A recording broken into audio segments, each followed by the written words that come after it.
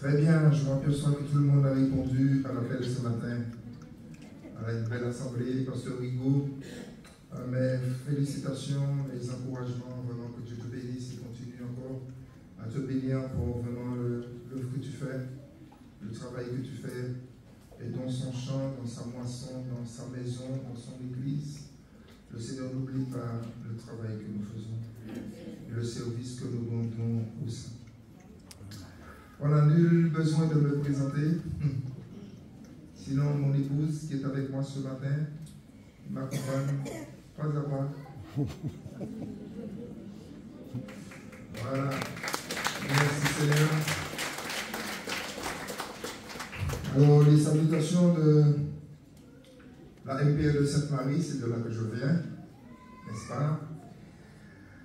Et donc, je remercie le Seigneur donc, pour sa grâce, de ce que ce matin, je suis encore avec vous pour partager ce que Dieu a déposé sur mon cœur depuis quelques jours, mais aussi particulièrement pendant la nuit.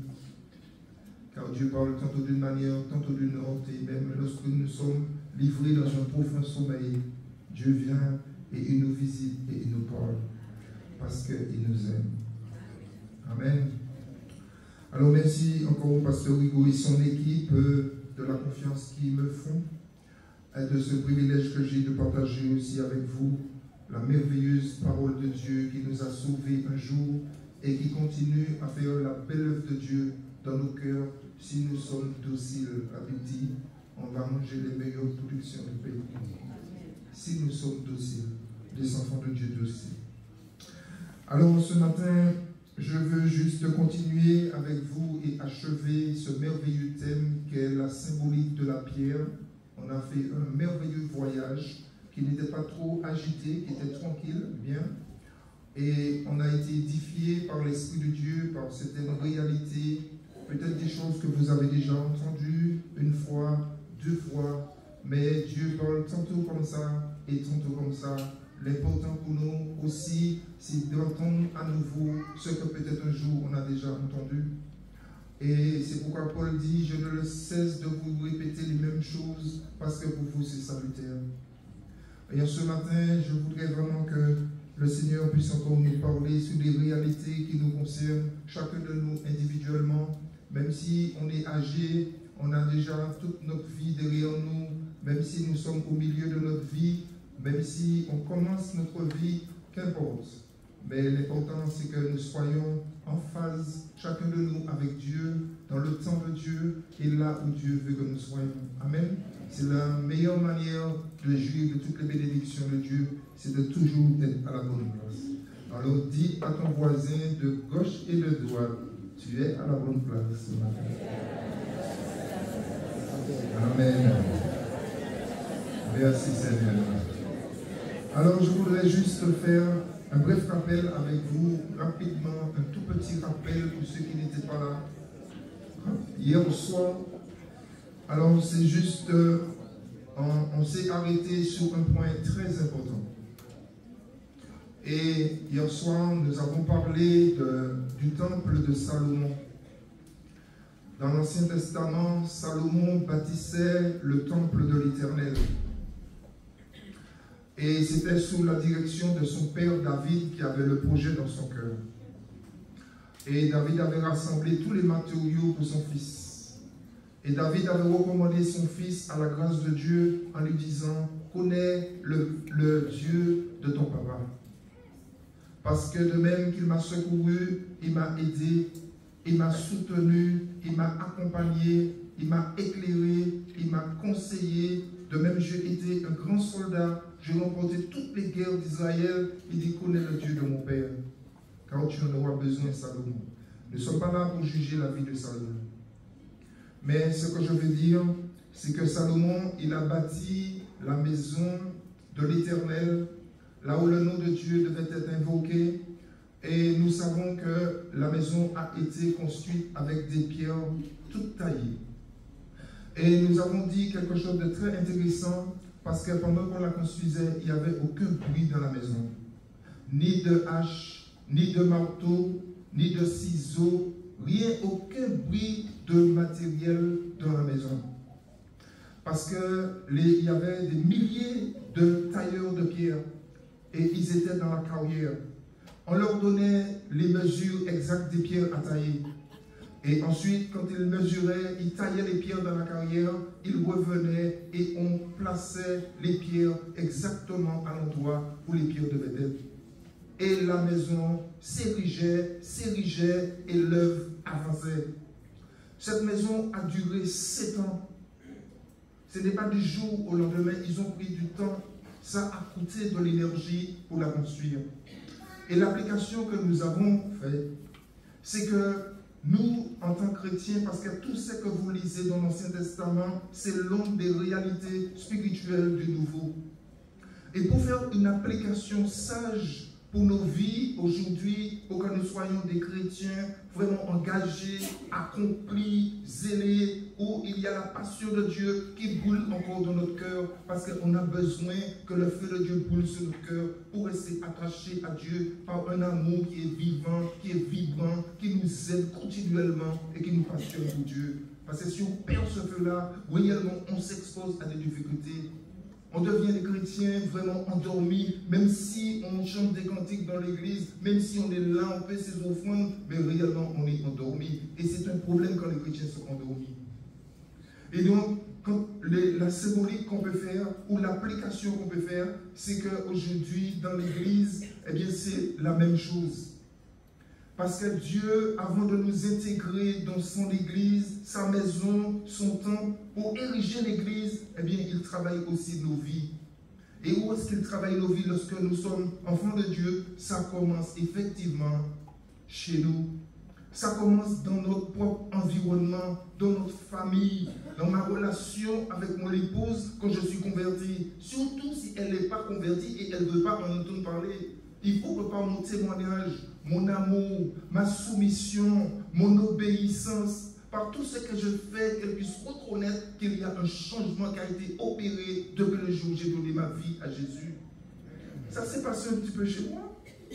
Quand j'étais touché par la grâce de Dieu, je pleurais, je dis, mais Dieu, comment je vais faire? J'allais en réunion seul. Et Dieu m'a dit, t'inquiète pas, t'occupe pas de ça. Tu n'as qu'à me suivre.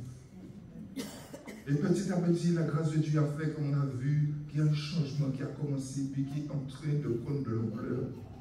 Les enfants ont emboîté le pas, et puis un jour, voilà, la grâce de Dieu a touché aussi mon épouse. Alors, ça commence dans notre maison. Parce que lorsque nous donnons notre vie à Jésus, eh bien, le témoignage commence à la maison. Comme disait un homme âgé, un ancien, qui nous a déjà quittés, qui est auprès du Seigneur, il a dit, on ne peut pas prêcher l'amour au bout et puis vivre la haine à la campagne. Et c'est un peu vrai. Et donc Dieu commence à travailler nos vies à la maison, dans notre environnement, au travail, avec les gens qui ont un caractère difficile, soumis à Dieu, entre les mains de l'Esprit, libérant la vie de Dieu qui est en nous, le potentiel de Dieu, l'influence de Dieu, le témoignage de Dieu dans des moments difficiles et possibles. Mais les hommes qui sont là et qui nous voient, qui voient le témoignage, sans parole, la Bible dit qu'ils sont gagnés par notre témoignage. Amen. Mais ça a un coût. Hein? Ce n'est pas quelque chose de gratuit que tu fais parce que la chair ne supporte pas ça. Et nous avons dit, c'est ainsi qu'après, selon notre docilité, Dieu nous prend en tant que pierre façonnée, cassée, travaillée, limée, frottée. Mais l'important, c'est que Dieu t'ait travaillé pour que quand tu intègres l'église, tu aies déjà une pierre qu'il a déjà travaillée. Une pierre qui a été soumise entre ses mains. Parce que ce n'est pas dans l'église que réellement tes défauts de caractère, on va les corriger. Tu es déjà dans le service, ton défaut de caractère n'a pas changé. Mais ça cause des problèmes. Ça veut dire que tu es irritable, tu es à fleur de peau, tu es une personne susceptible, tu es déjà dans le ministère. Pourquoi? Parce que là où Dieu t'a placé pour réellement te tailler, te façonner, te préparer, tu as été insoumise. Tu n'as pas accepté l'école de Dieu.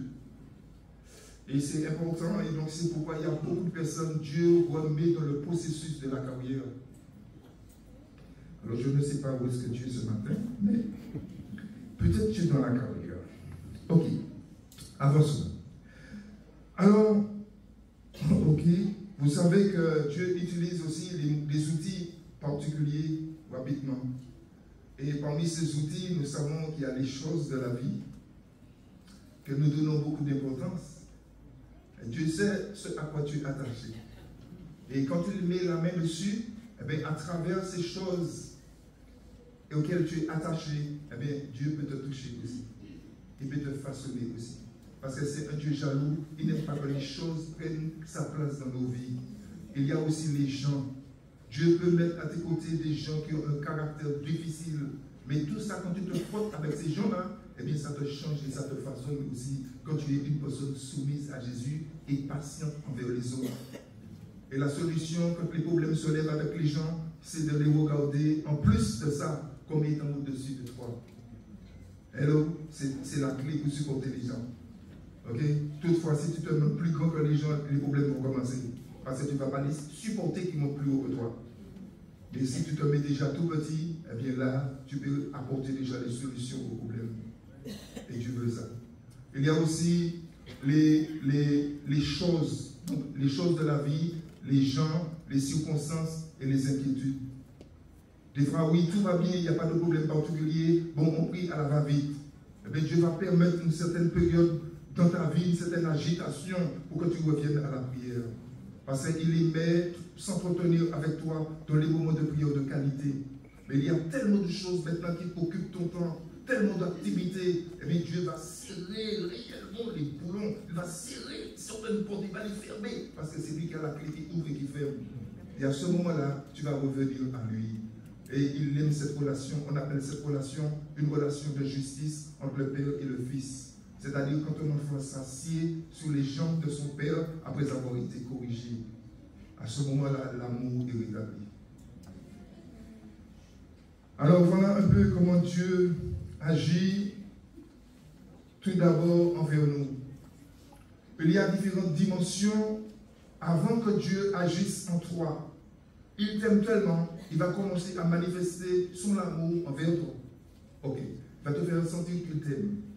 Quand tu as accepté cet amour qui est grand, qui a du poids, ok, envers toi, et tu reconnais réellement l'amour de Dieu pour toi, eh bien Dieu, par son esprit, il va commencer à travailler en toi.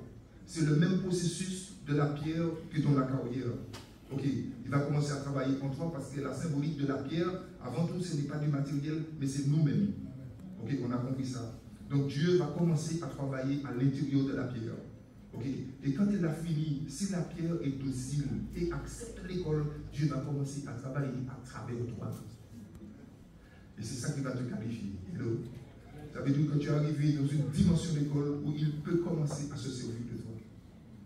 C'est parce que tu acceptes le processus et tu grandis en maturité, en connaissance, en foi, en sagesse, comme Jésus, en stature, en sagesse, en grâce devant Dieu, devant les hommes, et Dieu veut que nous grandissions continuellement. C'est pas vrai, l'Église? Amen. Alors, nous avons vu le fondement posé dans nos vies aussi, et c'est là que on va servir d'introduction dans Matthieu 21, verset 42. On peut voir le texte. Matthieu 21, 42, c'est là qu'on va choisir la base de départ ce matin.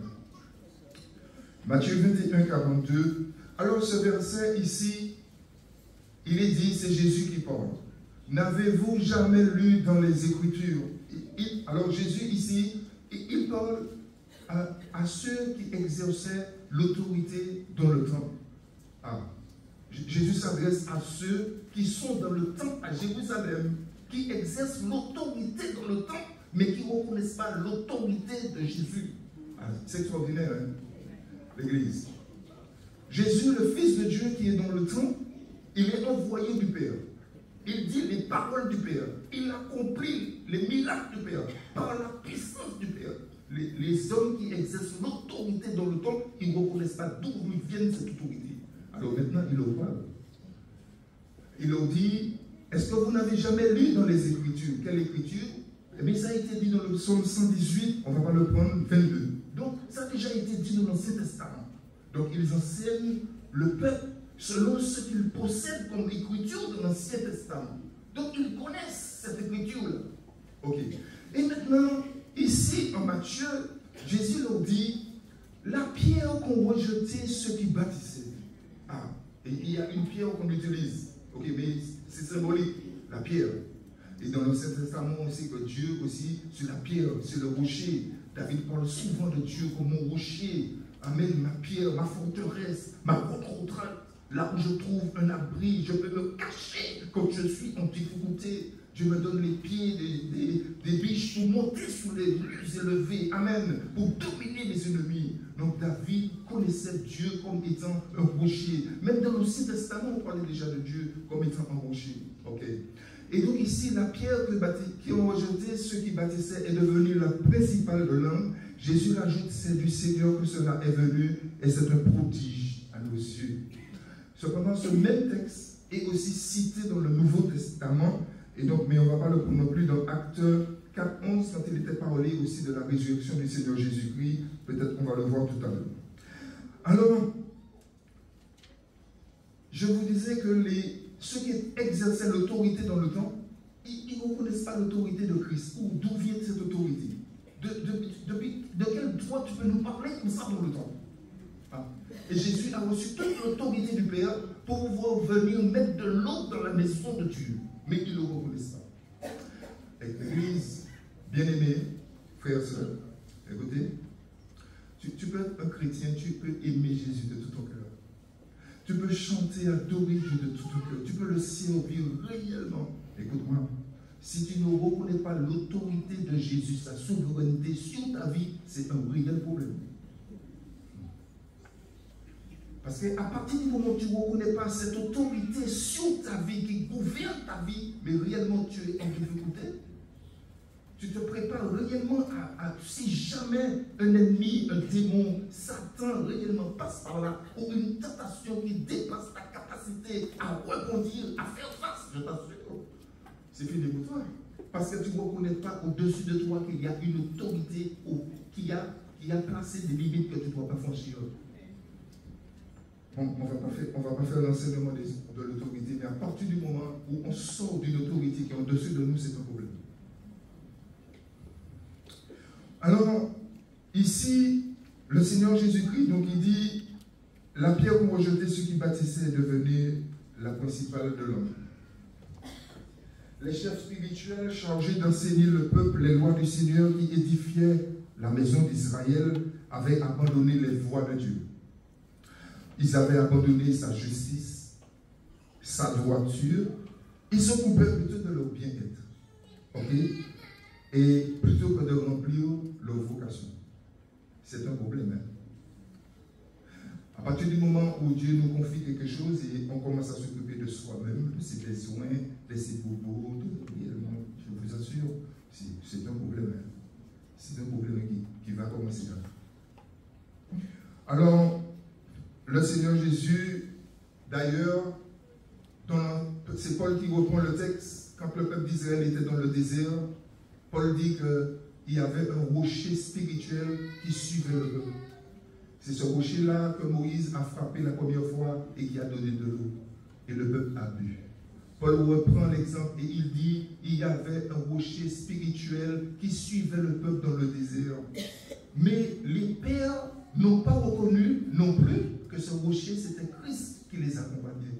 Ils n'ont pas reconnu. C'est pourquoi certainement, on fait la symbolique, quand Dieu la deuxième fois a dit à Moïse, parce que le peuple était rebelle.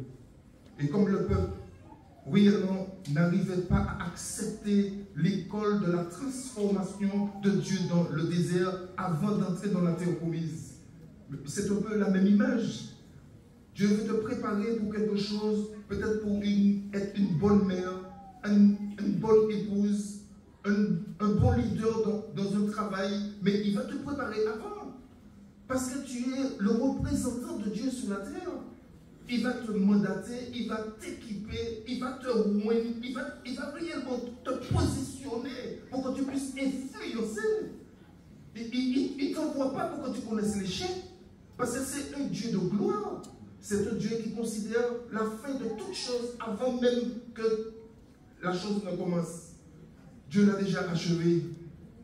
Alors ici, Israël n'a pas reconnu le rocher qui les suivait. Et donc, regardez ce qui s'est passé avec les pères. Comme ils n'ont pas reconnu le rocher, personne n'a été changé ni transformé. Ils n'ont pas reconnu non plus la grâce de Dieu qui les accompagnait. Dans le Nouveau Testament, Jésus-Christ vient maintenant, c'est lui la source d'eau vive. Comme les pères n'ont pas reconnu ça, maintenant il est la pierre qu'utilisent ceux qui bâtissent la maison d'Israël. Parce que même si c'était la pierre qui les suivait dans le désert, mais pas continue plus bas, hein, il dit ils ont eu de mauvaises motivations. C'est pourquoi il dit aucun d'eux n'a été agréable à Dieu. Ils ne purent entrer dans son repos. Est-ce que vous me suivez? Parce qu'ils ont tous été baptisés dans Moïse. Ils ont, etc., mangé le pain du ciel. Ils ont bu à un rocher. Mais la Bible dit aucun d'eux ne fut agréable. Okay. Malgré toute la grâce dans le désert, les pères, les anciens ne sont pas entrés. C'est la génération des petits-enfants qui sont entrés à Canaan. Et donc, pour ne pas reproduire l'histoire, alors ici, concernant Jésus-Christ qui est venu, en tant que pierre du fondement de la maison d'Israël, puisqu'il est question de lui. Ok, maintenant, comme avant, c'était Jésus-Christ, mais avant l'incarnation. On l'a chanté ce matin, c'est merveilleux. Hein? Jésus-Christ se manifestait déjà avant la création. Et quand il est venu sur terre, il s'est incarné en l'homme parce qu'il est venu lancer le défi au péché, à Satan et à toutes les puissances qui contrecarrent les plans de Dieu concernant les hommes qu'il a créés. Et c'est pourquoi il est descendu, il s'est fait homme, il s'est dépouillé de sa gloire. Et même pour Israël, il a été encore une occasion de chute parce qu'Israël n'a pas accepté que le Messie soit un Messie pauvre. Il voulait un Messie champion qui tire les épées, qui tire les flèches, qui tue les Romains. Mais Jésus vient, il prêche l'amour, il prêche la paix, il prêche la bonté. Ils disent non, on ne veut pas un Messie comme ça. Et c'est pourquoi il faut faire attention parce qu'il y a beaucoup de chrétiens qui veulent connaître un Dieu tout-puissant. Dès qu'ils disent quelque chose, la prière est accomplie. Mais Jésus a été Dieu aussi dans notre humanité, mais aussi dans sa faiblesse. Ce n'est pas parce qu'il s'est montré faible qu'il n'était pas souverain, qu'il n'était pas Dieu. Eh bien, il faut le connaître aussi ici. Alors donc, comme je vous dis, la génération de Christ ne l'a pas reconnu non plus en tant que pierre principale de l'œuvre de la construction, à partir de laquelle et sur laquelle la maison d'Israël était non seulement bâtie, mais encore trouvé son accroissement selon le plan de Dieu. Ok. Puisque Jésus-Christ est la pierre principale, ok, qu'on rejetait ceux qui baptisaient, forcément, Israël est en train de se construire, mais il ne suivait plus le plan de Dieu. Ils construisaient à leur manière, sans suivre le plan de Dieu, parce que c'est Jésus-Christ qui est la pierre de fondement, la pierre angulaire. La pierre angulaire, c'est à partir de cette pierre-là que le bâtiment trouve son accroissement, sa direction. Est-ce que vous me suivez, l'Église? Vous savez, dans l'Ancien Testament, quand Moïse a bâti le tabernacle, la gloire de Dieu est descendue sur le tabernacle parce que Moïse a fait selon le modèle que Dieu lui a donné. Quand Salomon a fait le temple selon le plan que Dieu lui a donné, la gloire de Dieu est descendue dans le temple aussi, selon les mesures exactes que David avait. Quand Zorobabel a reconstruit le temple que Nebuchadnezzar avait détruit, qu'est-ce qui s'est passé? Et est-ce qu'on peut le voir? Zacharie 2, verset 1-5. Est-ce que tu peux projeter pour voir ce qui s'est passé ici? Zacharie 2, quand Zorobabel reconstruisait le temple qui avait été détruit, est-ce qu'on peut voir dans Zacharie 2, verset 1? On peut le voir. C'est très intéressant. Regardez ce qui se passe ici, concernant Zacharie, dans la reconstruction du temple. Alors, il dit, je levai les yeux et je regardais, et voici, il y avait un homme tenant dans la main un cordeau pour mesurer. Continuez. Je dis, mais où vas-tu? Il me dit, je vais mesurer Jérusalem pour voir de quelle largeur et quelle longueur Jérusalem doit être. Il est en train de reconstruire Jérusalem. Descends. Et voici l'ange qui parlait avec moi s'avança, et un autre ange vint à sa rencontre. Qu'est-ce qu'il va faire, l'autre ange? Il lui dit, cours, parle à ce jeune homme et dit, Jérusalem sera une ville ouverte à cause de la multitude d'hommes et de bêtes qui seront au milieu d'elle. Continue. Alors, ici, regardez la déclaration. Parce que comme le temple va être fait selon des dimensions bien précises, qui conviennent à Dieu. Regardez ce que Dieu dit. Je serai pour elle, dit l'Éternel, une muraille de feu tout autour et je serai sa gloire au milieu d'elle. Vous savez ce que ça veut dire? Quand tu bâtis selon le modèle que Dieu t'a donné, selon le schéma, selon sa parole, selon ce qu'il te donne comme matériaux, écoute-moi, tu n'as même pas besoin de protection pour ta maison. Quand tu suis le plan qu'il t'a donné et que réellement tu marches avec lui, la main dans la main, et que Dieu, tu le prends comme partenaire, c'est ça qu'il dit ici, Jérusalem sera ouverte. Vous n'avez pas besoin de faire de murs de protection, parce que moi-même, je serai un feu de protection pour tout Israël. Pourquoi? Parce que c'est bâti selon le modèle et le plan de Dieu. Et Dieu veut que notre vie soit bâtie selon le modèle et sur le modèle pour que lui aussi, il soit notre protecteur, qu'il soit notre pourvoyeur, qu'il soit notre docteur. Amen. Qu'il soit notre procurateur. Amen. Tous ces mots-là parce que Dieu veut être tout cela pour nous. Alors aujourd'hui, nous allons continuer, ok, et achever par Jésus-Christ la pierre principale du fondement posé dans nos vies, la pierre vivante, rejetée par les hommes, mais choisie et précieuse devant Dieu. 1 Pierre 2, verset 4.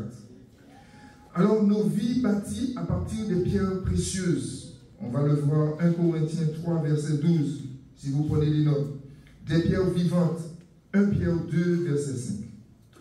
Alors, avant d'aller plus loin, puisque vraiment il y a un peu d'enseignement aussi dedans, la question qui se pose, c'est pourquoi Jésus, la pierre principale de ceux qui bâtissaient, n'a-t-il pas été reconnu pour ce qu'il était et est, et même est pour nous aujourd'hui, puisqu'il n'a pas été reconnu. Et même pour ceux qui ne le reconnaissent pas aujourd'hui encore. Pourquoi on ne le reconnaît pas? Alors, on ouvre Romains 9, verset 30. Pourquoi Israël n'a pas reconnu le Messie, Jésus-Christ, la pierre angulaire, la pierre précieuse que Dieu leur avait donnée? Romains 9, verset 30. Alors, il est dit, que dirons-nous donc? Les païens qui ne cherchaient pas la justice ont obtenu la justice qui vient de la foi. Continue.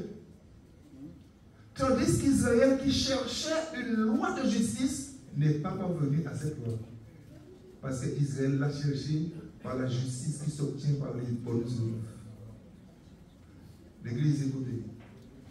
Nous tous, nous sommes justifiés par la foi en Jésus. Ok. C'est ça notre justice. Dans la justice, par la foi en Jésus, il y a notre position de juste. C'est-à-dire, c'est Dieu qui accomplit cette justice-là pour nous. Ce n'est pas parce que tu as fait quelque chose. Ni de bon, ni de mal. D'ailleurs, Paul prend l'exemple concernant Ésaü et Jacob. Les enfants n'avaient encore fait ni bien ni mal. Dieu dit, j'ai choisi Jacob. C'est-à-dire que quand tu n'étais pas encore venu dans le monde, tu n'avais fait encore ni bien ni mal parmi tous les fils de ta mère. Dieu avait décidé qu'il t'aurait fait grâce. Il t'aurait fait miséricorde. Cela ne dépend ni de celui qui court, ni de celui qui veut, ni de celui qui veut se justifier, ni de celui qui veut prouver quelque chose. Ça dépend uniquement de la miséricorde de notre Papa. Et on peut dire merci Seigneur pour ça. C'est pourquoi la vie chrétienne, il ne faut pas le prendre à la légère. C'est un grand privilège de reconnaître que Jésus-Christ est le Messie, le Fils de Dieu qui est venu dans le monde, en qui nous avons placé toute notre espérance, sur lequel nous avons bâti notre vie. Ce n'est pas quelque chose qu'il faut prendre à la légère, mais il faut le prendre très très très au sérieux. Alors, et c'est pourquoi d'ailleurs, Israël s'est heurté contre la pierre d'achoppement. Selon ce qui est écrit, voici je mets en Sion, c'est-à-dire Jérusalem spirituel, il dit une pierre d'achoppement et un rocher de scandale. Celui qui croit en lui ne sera pas confus. Parce que c'est par la foi que nous sommes justifiés en lui, comme Abraham. Hello. Il fut justifié par la foi en celui qui a fait la promesse. Parce qu'il n'était plus en état d'avant de faire un enfant, mais il crut espérant contre toute espérance. Il crut en la capacité de Dieu de le faire enfanter un fils avec sa femme, Sarah, qui pouvait plus faire d'enfant. Et Dieu le justifia. Amen. parce qu'il crut en la fidélité de Dieu.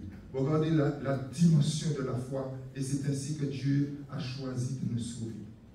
Alors les Juifs, puisqu'ils avaient la loi, ils pensaient que tous les autres peuples qui étaient païens devaient se rehausser à leur niveau pour obtenir le salut.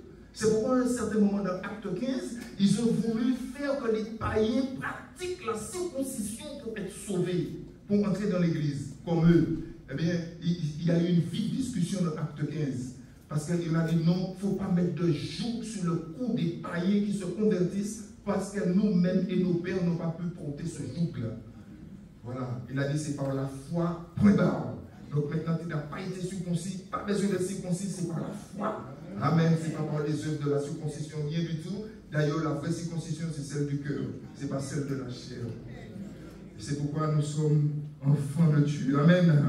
Alors nous pouvons nous réjouir donc dans le Seigneur de ce qu'un jour il nous a permis d'entendre sa parole comme la véritable parole de Dieu et non des hommes.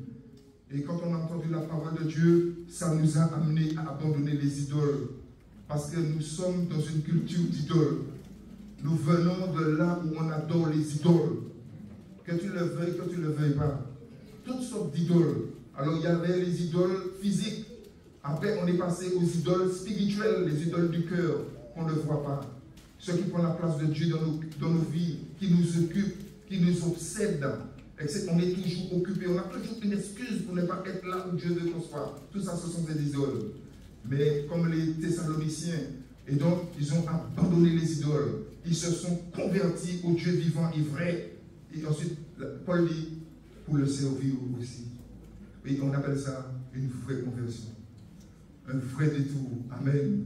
Ils ont fait une vraie expérience. Et on parlait de partout. Parce que Thessalonique, c'était une ville d'idoles qui était sous l'influence d'Athènes.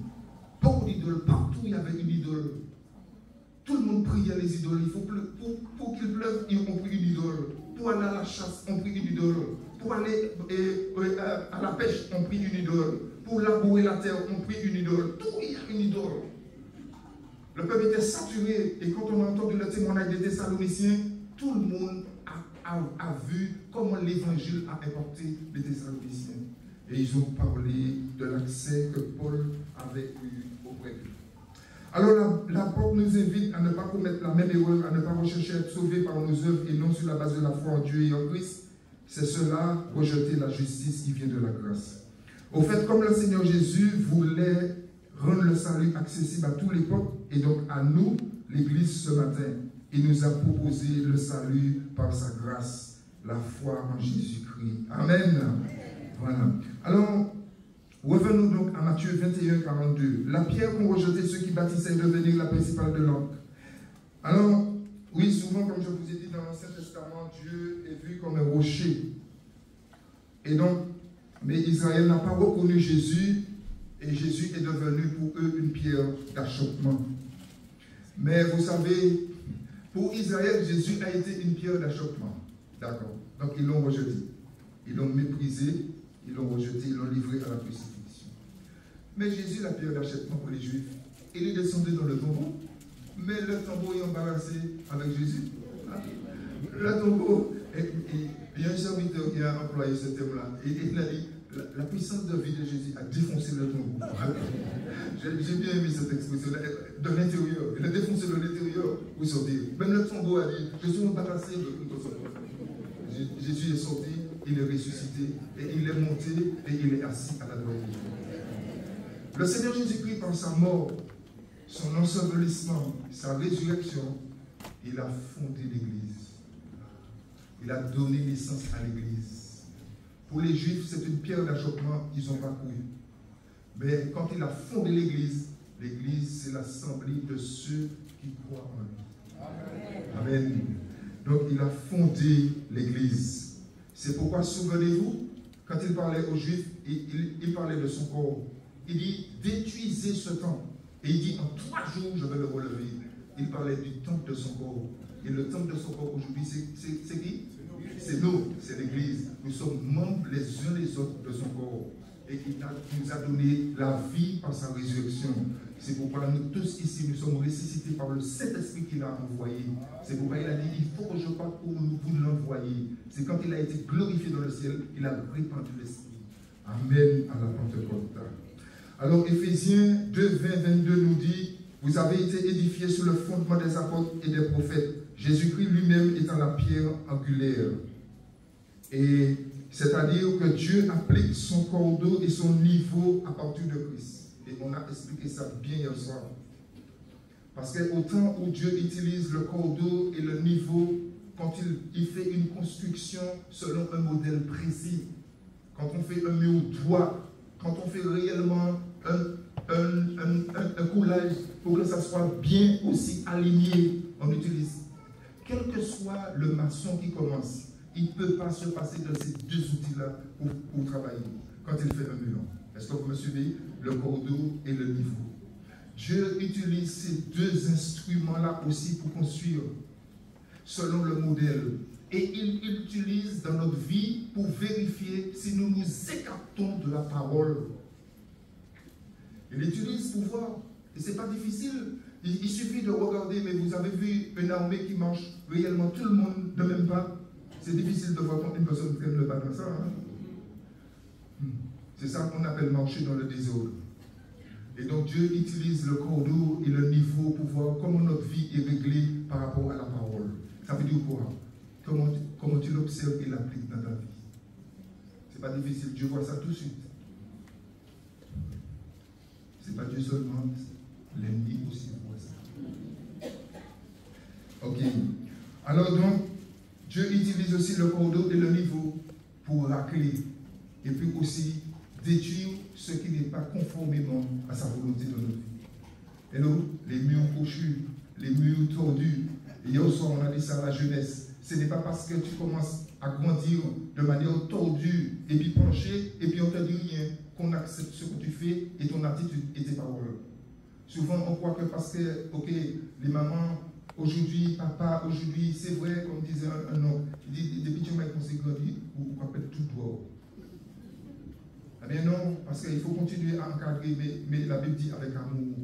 Aujourd'hui, on ne peut même pas parler avec les enfants avec autorité et sévérité. Il faut toujours mettre des gants, et des gants en plus qui sont recouverts de poils.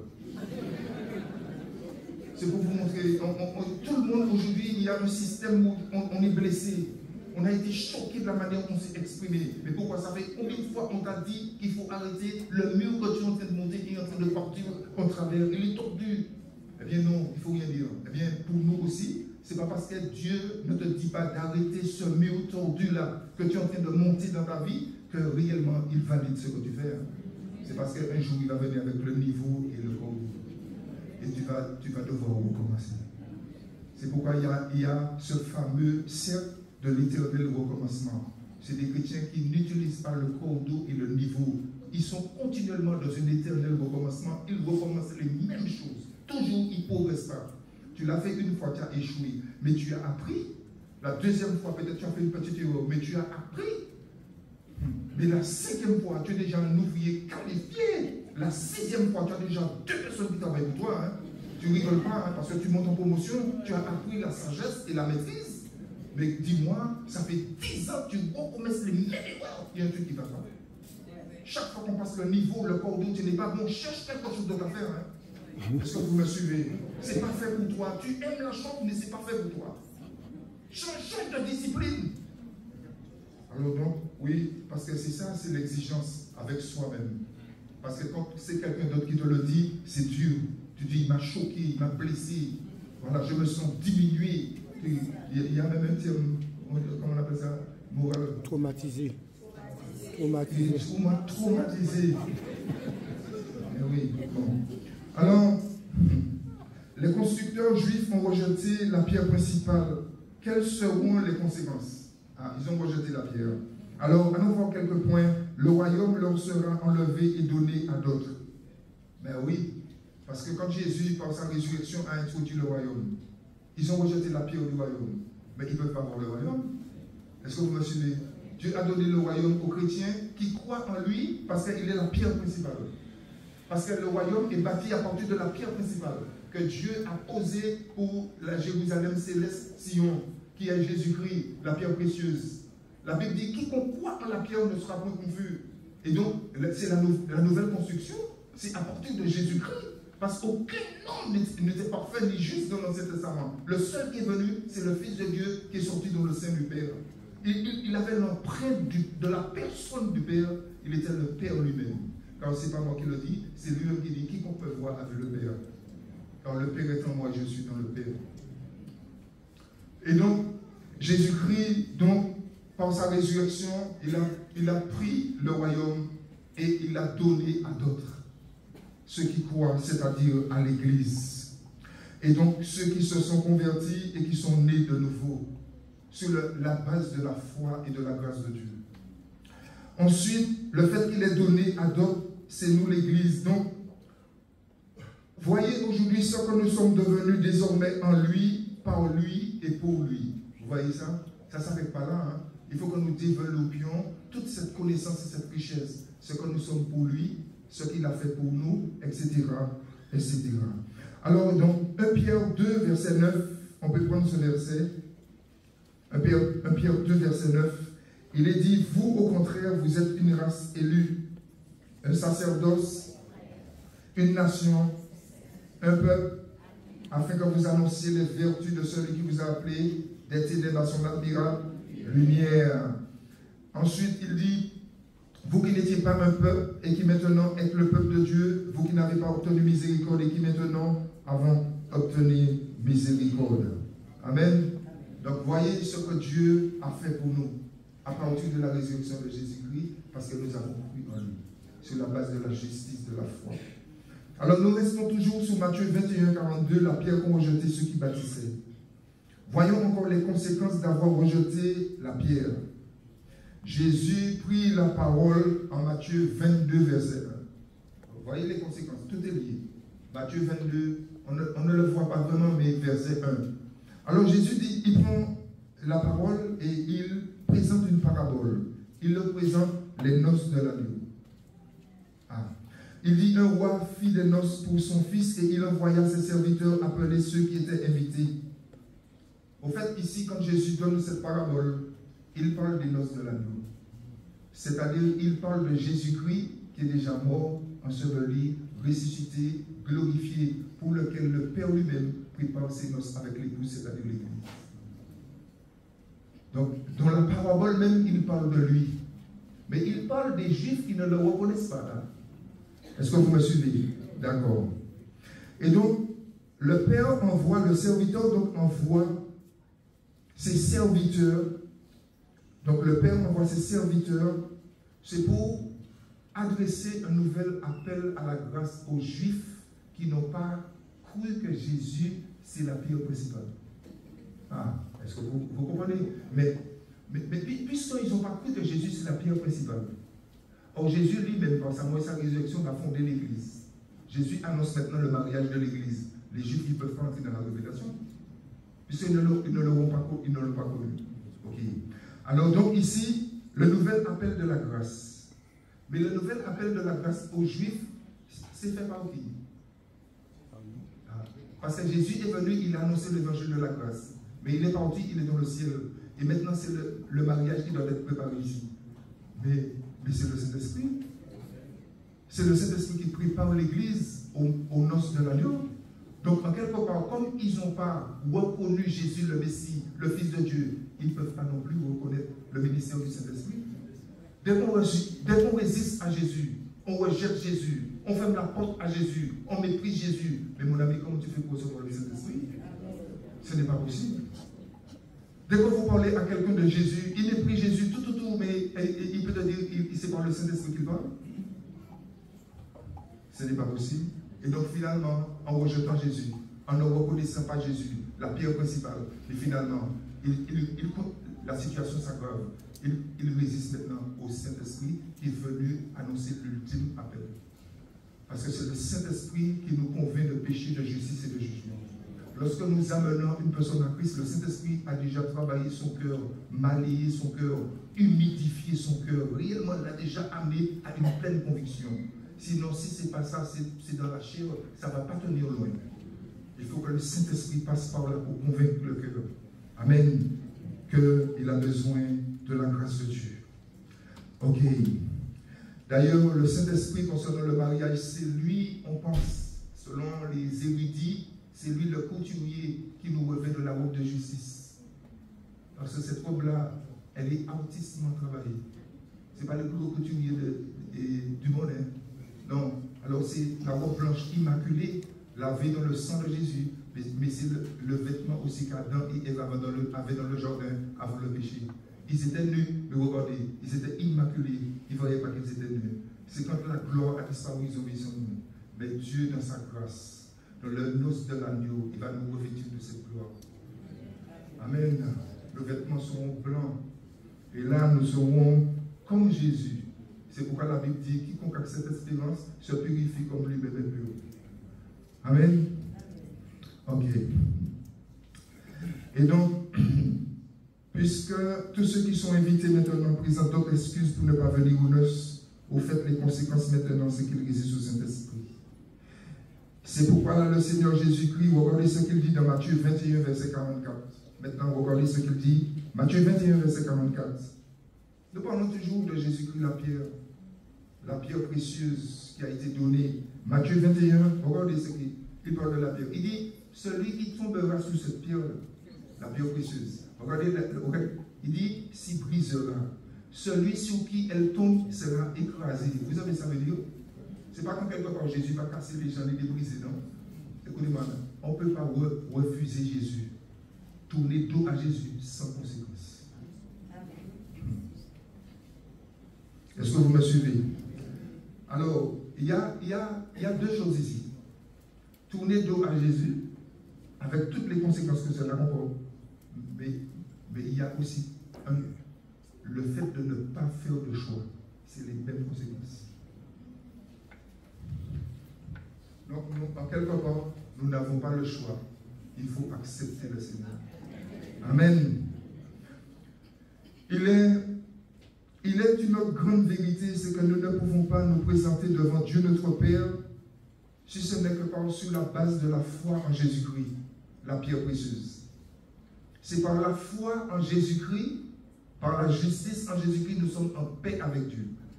Ok, nous sommes réconciliés avec Dieu. Nous sommes établis devant Dieu. Nous sommes justifiés. D'ailleurs, la justice de Dieu par Christ, elle est parfaite dans le ciel. Quiconque naît en Christ, est assis en Christ, il est justifié dans la perfection parce qu'il est en Jésus. Ok, mais il ne faut pas oublier, nous sommes sur la terre toujours dans un corps. Et Dieu veut sanctifier notre âme et notre corps aussi. Donc le processus de la sanctification va continuer tout le temps qu'on sera sur terre dans le corps. Est-ce que vous me suivez? Mais pourtant, il est achevé parce que nous sommes en Christ qui est notre justice. Je vous ai dit tout à l'heure, c'est notre position de justice. Christ est notre sanctification. Nous sommes déjà sanctifiés en lui. Mais l'œuvre de la sanctification aussi continue puisque nous sommes dans un cœur, un corps qui est taché par le péché et que Satan poursuit. Est-ce que vous me comprenez? Et donc nous sommes obligés continuellement de laisser l'œuvre de la sanctification se faire dans nos vies. Quand on dit l'œuvre de la sanctification dans tous les domaines, il y a les yeux, les oreilles, la langue, tout le corps. Les pieds. Ok. Alors, souvenez-vous dans 1 Pierre, donc on continue, 2, verset 9, Pierre déclare que nous sommes un sacerdoce royal. On a lu ça. Dans l'Ancien Testament, vous savez, le souverain sacrificateur, il portait un vêtement, un pectoral. C'est un petit costume. Ok. Mais sous le pectoral, il y avait 12 pierres garnies. Des pierres précieuses. Et chaque pierre, c'était une pierre précieuse qui reflétait une couleur particulière et qui représentait une tribu d'Israël. Il y en avait 12. Chaque pierre était symbolisée ou représentait une des tribus d'Israël quand le souverain sacrificateur entrait dans la présence de Dieu. Ok.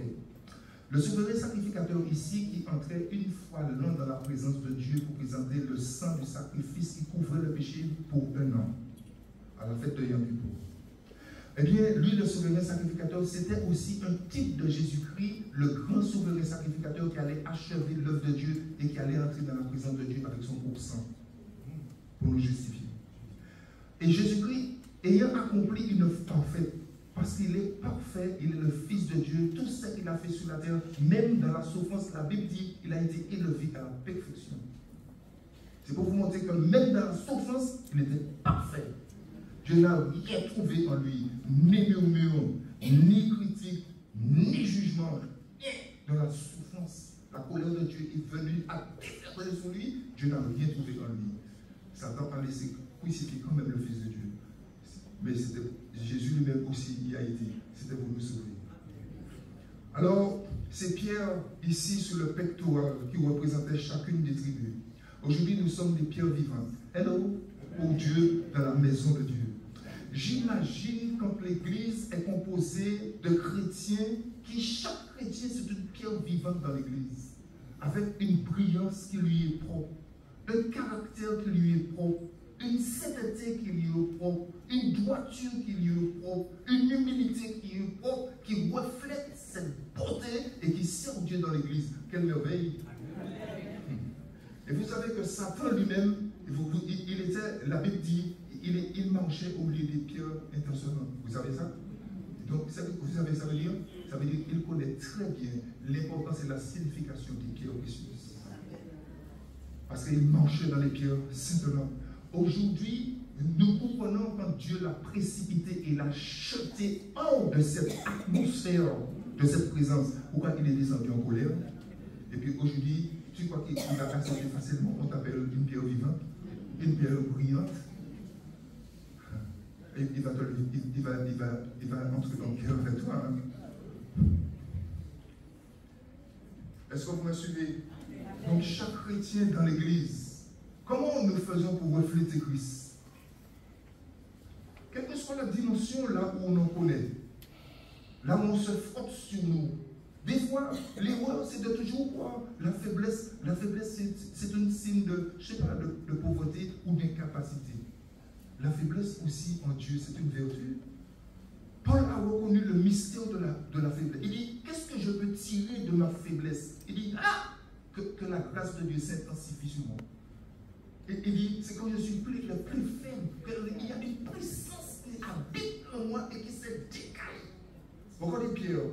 C'est comme Pierre était le plus faible. Quand il passait son mot, les gens étaient touchés. Il y avait une option qui reposait sur lui. Mais pas avant la Pentecôte. Pas avant d'avoir renié Jésus.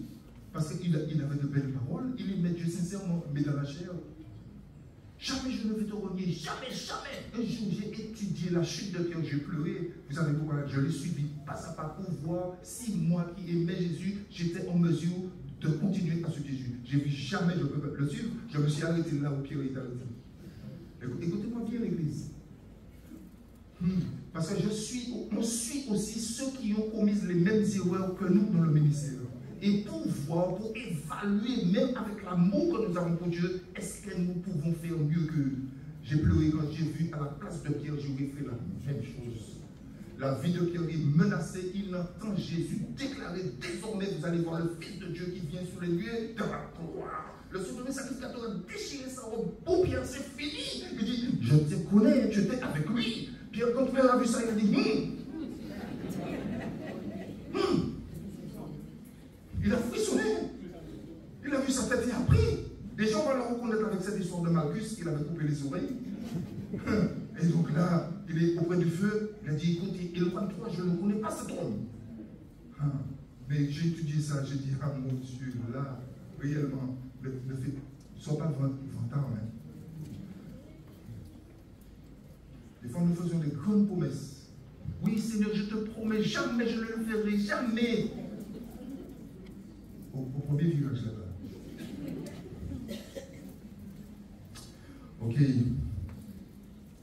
Alors, bien-aimés, ces pierres scintillantes, aujourd'hui dans l'église, ces pierres vivantes que nous sommes en Jésus-Christ, parce que Jésus-Christ est la pierre précieuse, c'est-à-dire la pierre qui brille le plus. Paul dit, il contemple comme dans un miroir la gloire de Dieu. Il dit, il est transformé à la même image de la gloire. Il y a un truc qui nous échappe. Et donc pourquoi? Parce que Paul avait expérimenté la vie de l'esprit qui était en lui. C'est pas le seul qui parle de ça dans le Nouveau. Il parle Christ en moi, l'espérance de la gloire. Il sait qu'il y a quelque chose en lui. Il ne se focalise pas sur l'extérieur, mais il se focalise sur sa vie intérieure. C'est pourquoi c'est en prison qu'il a écrit les épîtres les plus profondes et enrichies. Pourquoi? Il savait puiser en lui la connaissance de Dieu et il nous a transmis ça dans des situations impossibles.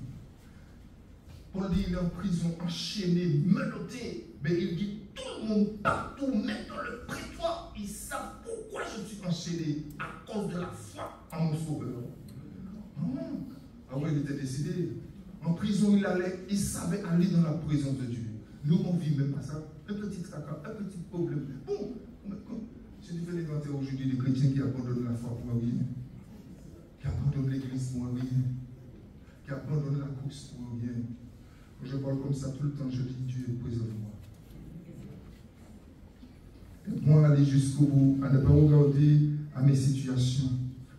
Alors, bien-aimés, il est bon, lorsque nous tous ici, puisque nous sommes un sacerdoce royal, quand nous nous approchons de Dieu par Christ, mais c'est tout à fait normal, si nous sommes des pierres vivantes, des pierres étincelantes par notre nature, notre beauté qui a été transformée, que nous nous approchons de Dieu avec quelque chose qui appartient à Christ.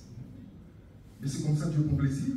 Tu t'approches et Dieu voit en toi ce qui a appartenu à son Fils, auquel il a pris plaisir, car il a rendu témoignage du Fils. Il a dit, c'est mon Fils bien-aimé en qui je trouve tout mon plaisir.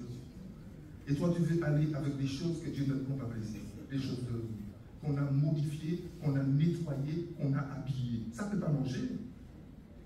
C'est les choses de Christ, le caractère, l'influence, l'humilité, l'obéissance, la simplicité, tout de la personne. Parce que c'est une pierre que Dieu a placée devant nous. Il dit, quiconque croit en cette pierre, et il dit, tu ne seras pas dans la confusion. Quel que soit le lieu où tu es, tu t'appliques, tu te positionnes par rapport à la pierre. Mais mon ami, je te dis, ta progression, les hommes, ce matin, je regardais l'affiche. Des fois, je parle comme ça. Mais beaucoup ne savent pas où est-ce que je suis parti. Il y a certaines prières que des serviteurs font. Il ne faut pas que l'Église entende ça. Quand Dieu t'a récupéré dans une embouchure, quand personne ne voulait, quand les employés sont passés et ont raclé le bord de la mer, parce que la mer même a rejeté des détritus, et que les employés communaux ont récupéré des détritus pour les jeter là où on brûle des détritus, et que Dieu a eu le temps de passer pour faire quelque chose avec ce détritus-là. Tu ne te prends pas trop la tête, ni te donnes de l'importance, hein. Tu restes dans la simplicité parce qu'il t'a appelé, c'est par amour. Quand les hommes ne veulent pas de toi, ils t'ont rejeté, il dit, mais non, on ne veut rien faire avec lui. Dieu dit, ma grâce te suffit. Viens ici. C'est pourquoi je vois en chacun de vous ici, à partir du moment où tu te fixes et te positionnes sur la pierre que Dieu a placée, et que tu alignes ta vie dessus, dans une pleine relation avec tu bâtis dessus, tu fixes tes yeux dessus, tu règles ta vie dessus, et cette pierre, c'est la parole de Dieu vivante qui s'est incarnée, donnée aux hommes pour nous conduire dans toute la vérité. La chair rend la loi de Dieu faible. Aucun homme qui est dans la chair ne peut accomplir la volonté de Dieu. C'est pourquoi Dieu nous a régénérés, nous a donné un cœur nouveau, un esprit nouveau, et nous a donné le Saint-Esprit en nous pour nous donner la capacité de faire ce que nous n'avons pas la capacité de faire.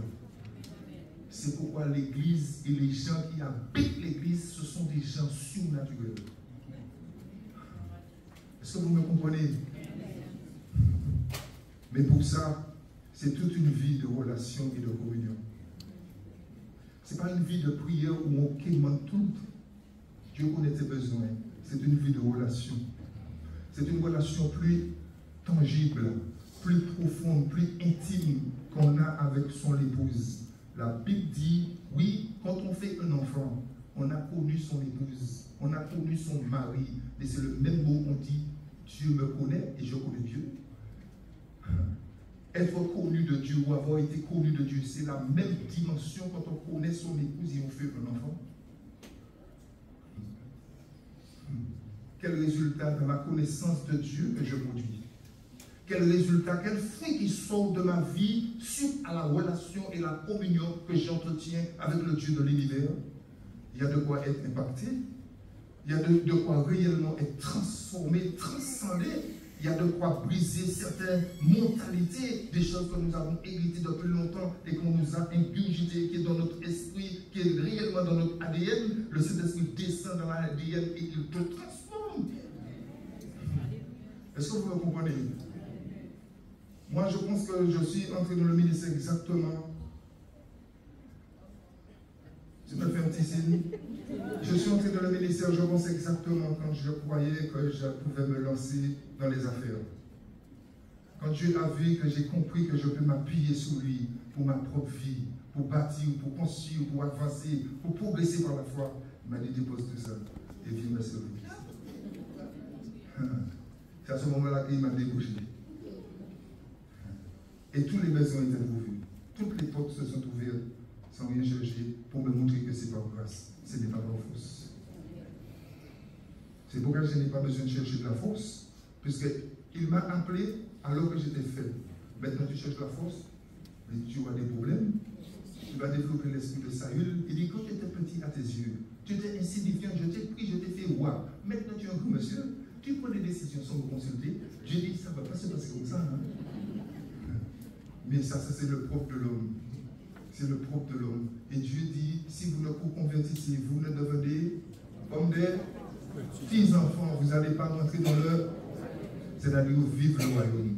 Parce que pour vivre le royaume, quel que soit l'âge, c'est ça qu'il a dit à Nicodème, il faut renaître de nouveau. Nicodème a dit, quoi à mon âge rentrer dans le ventre de maman? Jésus dit, un homme grand comme toi, tu comprends pas ce que je dis? Jésus dit, je ne parle pas de cette naissance-là, monsieur Nicodème. Il faut naître de l'esprit. Amen, bien-aimés. Alors c'est bon, en tant que pierre vivante dans l'Église, que chacun de nous, notre influence provient de notre attachement à Christ. Et un serviteur de Dieu qui disait ça.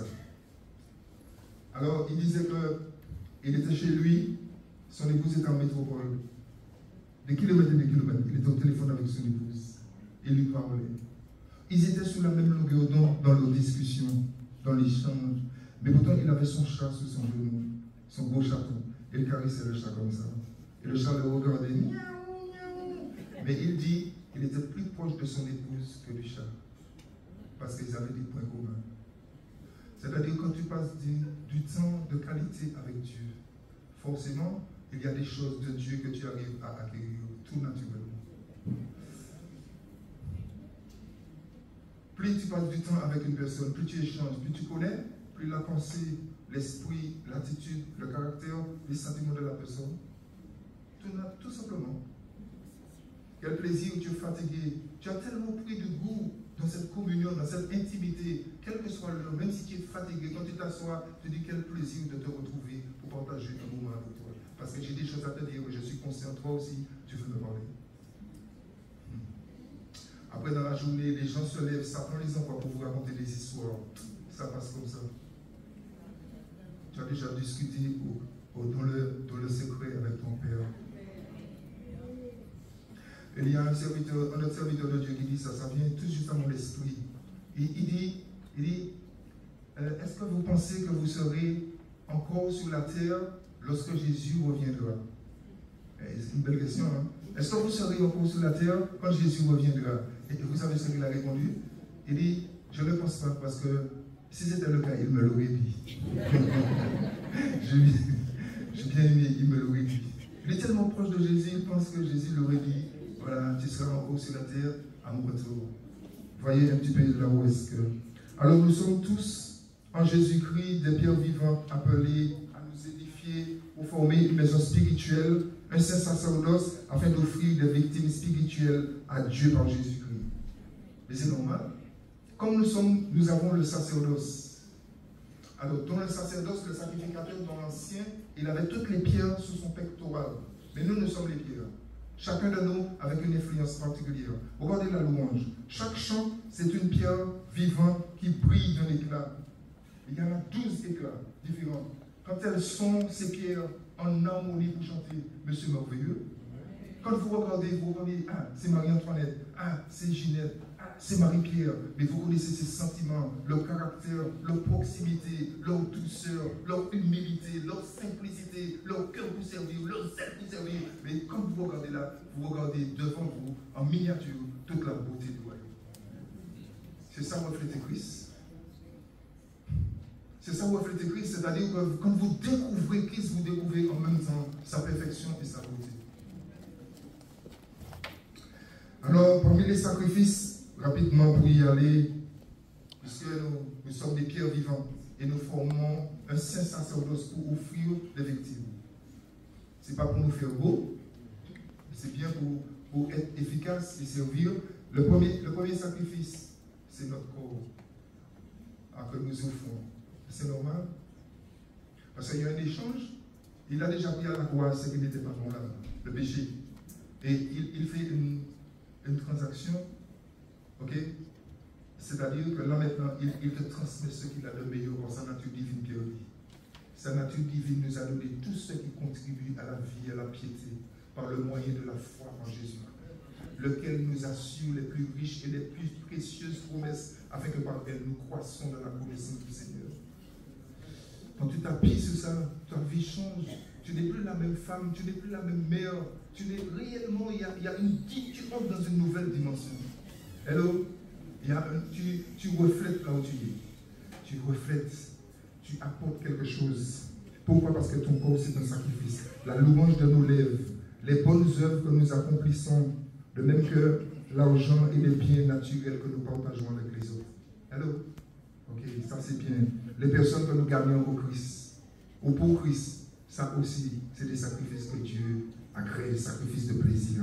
Toutefois, pour que nous soyons des pierres vivantes, il est nécessaire que nos vies soient bâties sur le bon fondement, la pierre précieuse choisie par Dieu, la pierre angulaire de grand prix, avec les matériaux qui résistent à la détérioration, au vieillissement, qui même lorsqu'ils passent par le feu, résistent, tiennent bon et brillent davantage. Toutes ces pierres que vous voyez là, brillantes, chacune de ces pierres-là, si vous êtes des pierres vivantes et que vous bâtissez votre vie en tant que pierre vivante sur le bon fondement, qui est la pierre précieuse, qui est la pierre choisie, que la pierre utile que Dieu a placée devant toi et sur lequel tu as bâti ta vie, et regarde le résultat ici. Il dit, même quand tu passes par l'épreuve, le but, c'est pour te faire briller davantage. C'est parce que les situations, les circonstances ont fait pâlir ton éclat. Mais c'est pourquoi Paul dit ça. Il dit, si quelqu'un bâtit sur le bon fondement, et il dit avec l'or, l'or c'est la gloire de Dieu, l'or c'est la sainteté de Dieu, l'or c'est la sainteté, j'aime bien, la justice de Dieu. Quand tu bâtis ta vie sur le bon fondement avec l'or, l'or correspond, je dis, à la gloire de Dieu, tout ce qui est de la gloire. C'est pourquoi on dit dans le ciel, le trône de Dieu, tout est dans la gloire. Dans l'Ancien Testament déjà, dans le lieu très saint, tout était dans l'or, de l'or, recouvert d'or. Et dans le ciel, regardez, c'est de l'or. Et la gloire de Dieu, c'est l'or. Sa sainteté aussi et sa justice. Si tu bâtis ta vie sur ça. Ok, l'or. Il dit, si tu bâtis ta vie sur l'argent. L'argent, c'est la parole de Dieu éprouvée, 7 fois épurée. L'argent, c'est aussi la sagesse de Dieu. Et qu'est-ce qu'il dit de la sagesse? À sa gauche, il y a quoi? Une longue vie. À sa droite, il y a quoi? La richesse et la gloire. Hello, ça c'est la sagesse divine. Celle qui descend du ciel. Elle n'est pas terrestre, elle n'est pas charnelle, elle n'est pas diabolique. Elle vient de Dieu. L'une des premières manifestations de la sagesse, c'est la douceur. C'est Jacques qui nous dit ça. Ensuite, la deuxième, elle est pure. La sagesse te donne des motivations pures. Pour que tu puisses t'exprimer ou manifester ou avoir une attitude sage, il faut que tu réfléchisses d'abord si l'action que tu vas poser, elle provient d'un cœur et d'une motivation pure. Sans quoi tu mens sur la sagesse. Alors, la sagesse de Dieu. Les pierres précieuses. Alors, les pierres précieuses ici, on pense aux fruits de l'esprit et aux merveilleux dons du Saint-Esprit. Quand tu bâtis ta vie avec ça, en tant que chrétien rempli du Saint-Esprit. le fruit de l'esprit, l'amour, tout. La joie, la paix, la patience, la bonté, la fidélité, le dernier, la maîtrise de soi. C'est-à-dire la maîtrise de soi qui vient contrôler tous ces agissements de l'esprit dans ma vie pour que je sache à quel moment les manifester pleinement avec sagesse. La particularité de ce matériau de construction sur le bon fondement, Jésus-Christ, sa personne, son œuvre, sa mort, sa résurrection, ses promesses, c'est qu'ils résistent tous à l'épreuve du feu. Il y en a 3 qui résistent au feu, les 3 autres, ça consume au feu. Le bois, le fond et le charbon. N'essaie pas de bâtir ta vie sur ça. Réellement, surtout si ça fait des années que tu bâtis avec ces matériaux-là, quand il y a le feu, tous les pompiers de la Martinique n'arrivent pas à y donner. Une grande maison au pays, la grandeur de Fort-de-France, mon ami, mais tous les pompiers ne peuvent pas y donner ça. Ça va vite, surtout s'il y a du vent. Mais les pompiers, même, ils vont sur la montagne pour regarder ça brûler. Un pompier qui est trop près d'un grand feu, mais il expose sa vie. Si le vent change de sens, mais il est pris. Il a son nom, il dit, mon ami, c'est quand il fait à 10 minutes, nous qui peut faire garder ça, nous quoi faire. Eh bien, bâtis ta vie avec l'or, l'argent et les pierres précieuses. Tu sais pourquoi? Parce que tu es sur le bon fondement. Ok, si tu veux que ça résiste, même quand vient le feu, les outils, les matériaux que tu as utilisés, quand ça passe par le feu, ça brille plus. C'est épuré. Amen. Tu tiens ferme. Tout le monde a lâché, mais moi toujours là. Quand tu es, ça fait difficile, mais moi toujours debout en Jésus. Alléluia. Parce que les matériaux que tu as utilisés sont des matériaux fiables. Amen. Voilà, bien aimé. Ok, je vous l'avais déjà dit. Et on va clôturer. Je suis arrivé ici. Ok, nous les chrétiens, Dieu a fait de nous des pierres vivantes et nous brillons dans ce monde reflétant la gloire du Seigneur Jésus-Christ, fondé sur le roc, le bon fondement. Nous édifions sur la pierre qu'ont rejeté ceux qui bâtissaient et qui est devenue la principale de l'homme. Nous avons bâti notre vie sur la pierre qui a été rejetée par d'autres. C'est pourquoi ils ont du mal à nous accepter. Quand tu changes de position ou de direction de ta foi, mais tes amis là, tu avais l'habitude d'aller de l'autre côté là, mais pour eux, tu les as trahis. Mais tu sais pourquoi? Parce que ce n'est pas logique ce que tu fais. Tu vas bâtir ta foi sur la pierre que d'autres ont rejetée. Tu dis, mais qu'est-ce que tu fais? Mais c'est pas sage. Mais tu sais ce que tu fais. C'est la pierre précieuse. Amen.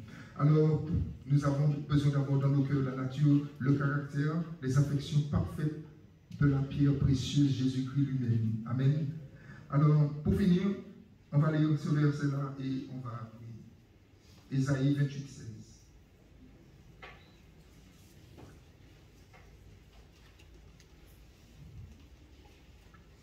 Ésaïe 28, 16. Alors, Ésaïe 28, 16. C'est pourquoi ainsi parle le Seigneur l'Éternel. Voici, j'ai mis pour fondement en Sion une pierre. C'est Dieu qui parle. Il dit une pierre. Souvenez-vous de l'épreuve de Jésus. Hein? Il n'y a pas une épreuve, il n'a pas connu. Ok. Ensuite, une pierre angulaire, comment? C'est Dieu qui parle. Ensuite, comment il est posé? Celui qui la prendra pour appui, point hâte de fuir, parce qu'il est en sécurité. On va se mettre debout. Et juste le temps de se poser la question pendant 1 minute. Sur quelle pierre tu as bâti ta vie? Sur quelle pierre tu es en train de bâtir ta vie? Et sur quelle pierre tu envisages bâtir ta vie? À chacun d'y répondre et de faire son propre examen. Merci Seigneur.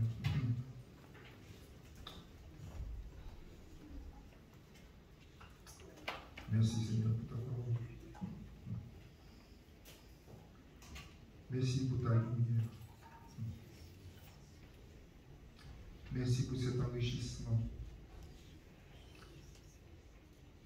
Merci pour ta présence. Merci pour, Seigneur, cette réflexion dans notre cœur. Tu nous invites à reconsidérer, mon Dieu, la manière que nous bâtissons notre vie. Sur quoi nous fondons notre vie. Sur quoi nous sommes en train de construire notre vie. Et sur la pierre précieuse ce fondement solide que tu as placé, mon Dieu, devant nous, à savoir Jésus-Christ, celui qui a été annoncé, celui qui est venu en chair, celui qui a manifesté ta gloire, celui qui a révélé le cœur du Père, le plan du Père, celui qui a déclaré « Je suis le chemin, la vérité, la vie, nul ne va au Père que par moi ». Il a déclaré « Je suis la résurrection, la vie, le vrai pain du ciel. Je suis avec vous tous les jours jusqu'à la fin des temps. Mes paroles sont esprit et vie. Il s'est révélé, Père, comme tu l'as envoyé. Il nous a montré le chemin, il nous a enseigné, il a répandu l'esprit selon sa promesse. Tout a été accompli selon sa parole.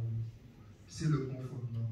C'est lui le fondement de notre foi, le fondement de notre espérance, le fondement de notre attente, le fondement de notre assurance, le fondement de notre succès, le fondement de notre bonheur, le fondement de notre tranquillité. Seigneur, nous voulons vraiment revenir au bon fondement ce matin, qui est Christ Jésus dans nos cœurs, et que nous puissions être aussi ces pierres vivantes, mon Dieu, que tu as placées dans ton Église, dans ton œuvre, que nous puissions refléter la lumière de Christ, que nous puissions impacter selon Christ, que nous puissions influencer, Seigneur, selon notre témoignage de Christ tout autour de nous, que notre lumière puisse être vue.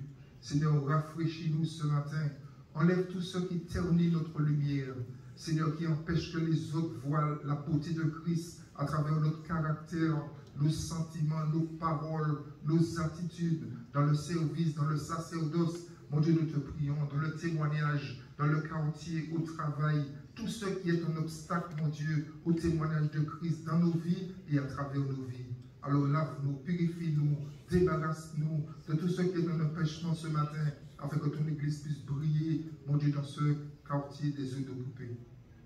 Merci. Désormais, tu as commencé une œuvre. Oui, tu es en train d'enlever, Seigneur, le voile. Et désormais, ce qui n'était pas vu jusqu'ici va être vu. Ta lumière poindra. Certains brilleront désormais. Certains, mon Dieu, refléteront, mon Dieu, le caractère de Christ, la lumière, les sentiments. Il y a quelque chose de nouveau que tu vas commencer de faire ici, dans cette église locale.